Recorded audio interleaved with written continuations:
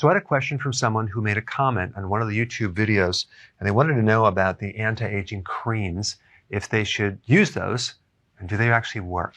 And the answer is no, I'm sorry. They don't make your skin any younger. What they do is make your skin a little bit tighter.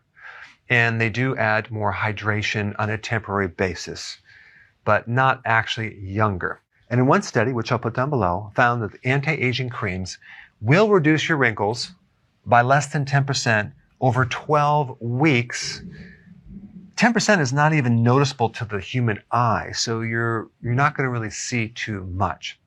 So what is the solution? Is there a way to reverse the aging process or at least slow it down?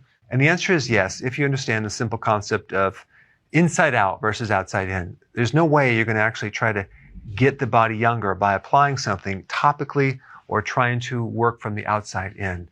It really comes from the inside out. And it's a combination of several things. But you really want to look at the balance of how much oxidation is going on or things that are breaking your tissues down or destroying your DNA versus the antioxidants in the body, which are countering all this free radical damage. And just so you know, a free radical is an unpaired electron. So let's say, for example, we have this atom right here that's supposed to be spinning around, and it only has one electron. It doesn't have the pair of electron over here. Okay, it's missing it.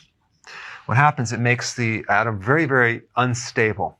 And so it can create destruction to the body. And an antioxidant will donate an electron to stabilize this, to create less damage. And there's two sources of antioxidants. One is exogenous. That means outside the body. From your diet. You're eating leafy vegetables. You're eating cruciferous vegetables. It is giving you antioxidants. And also, vitamins act as antioxidants. Vitamin E, vitamin A, vitamin C, even vitamin B1 can act as an antioxidant. And they always come in networks because when an antioxidant donates its electron, it then becomes unstable and it can create some problems. So it will borrow an electron from another antioxidant. So they come in networks. So you have the food that you eat with antioxidants, okay, that's called exogenous. Then you have endogenous antioxidants. Your body actually can make antioxidants. So that's cool. So the combination of both need to be in such quantity to counter the amount of oxidation coming in from the environment and from your diet that's just making things break down and making you age prematurely.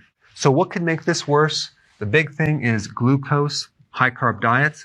That will trigger insulin, which will then combine with certain proteins in your body and cause this other phenomena called glycation. So when you combine sugar with a protein, it creates a protein that's now non-functional. And that's going to make your tissues less elastic, and that's going to make you look a lot older. And another term for that is advanced glycation end products.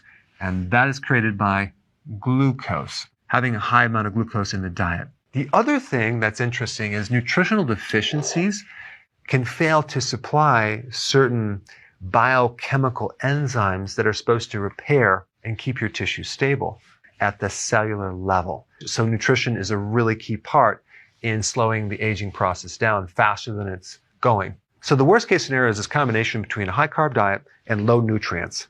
That's going to age your skin. It's going to make you look older. It's going to age the inside of the body. And on the flip side of that, if you switch your fuel from glucose to ketones, ketones act as an antioxidant, which is really, really cool. So it's a much healthier fuel source. And I always recommend the healthy version of the ketogenic diet. So that way we can actually add the nutrients from the food to prevent the free radical damage and keep your skin and your tissues looking healthy. So there's also hormones involved. The hormone that you really want to preserve is growth hormone. Growth hormone is all about anti-aging. It's all about keeping your proteins intact. And I'm talking about the skin, the hair, the nails, the inside of the body. Growth hormone is responsible for that. As we age, growth hormone goes down. We want to keep it as high as possible. So there's certain things that lower growth hormone, and there's certain things that will increase it.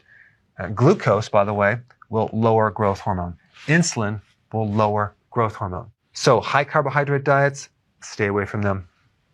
Cortisol from stress will also inhibit growth hormone. Cortisol is very destructive on your proteins, on your skin, and it will age you in an accelerated rate. Alcohol is another thing that is very dehydrating. It will inhibit growth hormone. It will make you look old. All right, so how do we raise growth hormone? Well, exercise, okay? But make sure you don't overtrain. If you exercise correctly with enough recovery, you can spike growth hormone by 500 to 700%. So that's one key factor. Regular exercise. Plus, the exercise can, if done correctly, reduce the cortisol, the stress. And then fasting. Fasting is probably one of the most important things if you wanted to slow down the aging process and look younger. Also, when you do periodic prolonged fasting, you stimulate stem cells. Stem cells actually help you regrow new tissue like your immune system, your gut, your skin.